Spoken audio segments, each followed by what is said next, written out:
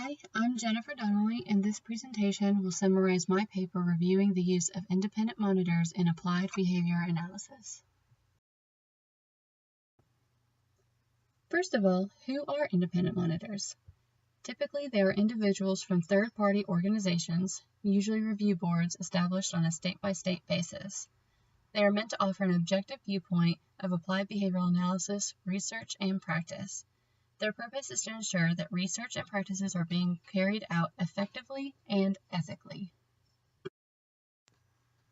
So why are they important?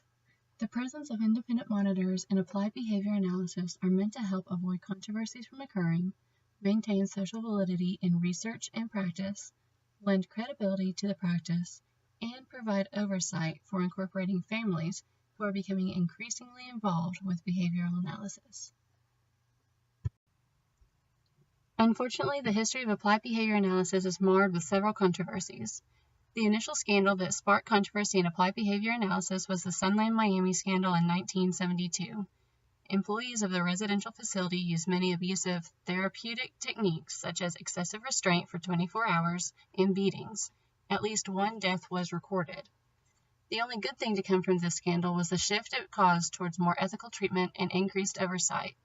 Complaints led to the formation of the Resident House Investigating Committee, a 9-member blue ribbon panel consisting of experts, an attorney, an advocate, a social worker, and 2 behavior analysts. The committee interviewed staff, residents, and relatives to discover what ill treatment was taking place. Following their discoveries, the committee subsequently made recommendations to prevent future abuse. They suggested the use of a statewide advocacy program that could make unannounced visits and monitor activities and treatments. Florida also became the first state to implement certification for behavior analysts. However, it's important to note that 18 states and Washington, D.C. still have no laws regarding licensing. Such abuse as that seen at Sunland Miami exemplifies the importance of noting social validity. What is social validity? It was first formally introduced by Montrose Wolf in 1978 and is composed of 3 parts. 1. Will the goals of research and practice ultimately help benefit society? 2. Are the procedures being used acceptable? A good rule of thumb for this would be, are you okay with the treatment being performed on you or a loved one if in a similar situation? And 3. Are the effects of research and practice socially important, or are the consumers satisfied with how things turn out? Social validity is important because without it, it will be hard for the profession to grow. If research and practices are deemed unacceptable, they will be discontinued and consumers will hesitate to participate in treatments that they are uncomfortable with. It's also important to mention that social validity doesn't concern effectiveness. The treatment may be effective, but if it is unacceptable, we can't use it. For example, shock therapy. Research has shown it can be effective in some cases, but since it is viewed as extremely aversive, we no longer use it. So how do independent monitors play into all of this? They can provide oversight with social validity in mind and keep behavior analysts accountable for their research and actions. In doing so, independent monitors can clear the path to allow the field to continue developing and flourishing. Some professionals express concern with independent monitors, saying they might disrupt established cultures within the clinics, and they might disrupt daily activities, making staff and residents nervous or by impeding practices. However, this shouldn't be a concern. Other reputable practices employ similar techniques, such as the state visiting schools and doctors' offices.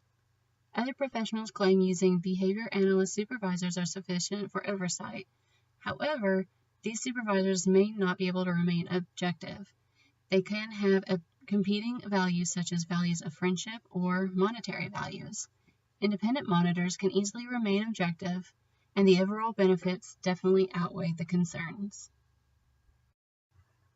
These benefits include providing proper oversight to prevent substandard practices as well as preventing unethical practices.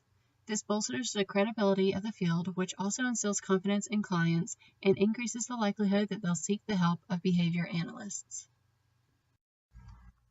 Behavior analysis is increasingly involving families, allowing them to act as therapists. As services are moved to the home, so should proper oversight. Independent monitors will ensure the family is following the treatment plan, equipped to carry it out, and is doing so ethically. Therefore, independent monitors are also essential for behavior analysis taking place in the home. So just to recap, independent monitors will help establish behavior analysis as a reputable practice. They can increase the trust between clients and behavior analysts, which will also increase the number of people who seek applied behavior analysis. Ultimately, independent monitors are an important piece of the practice that will help heal the damage brought on by past controversy.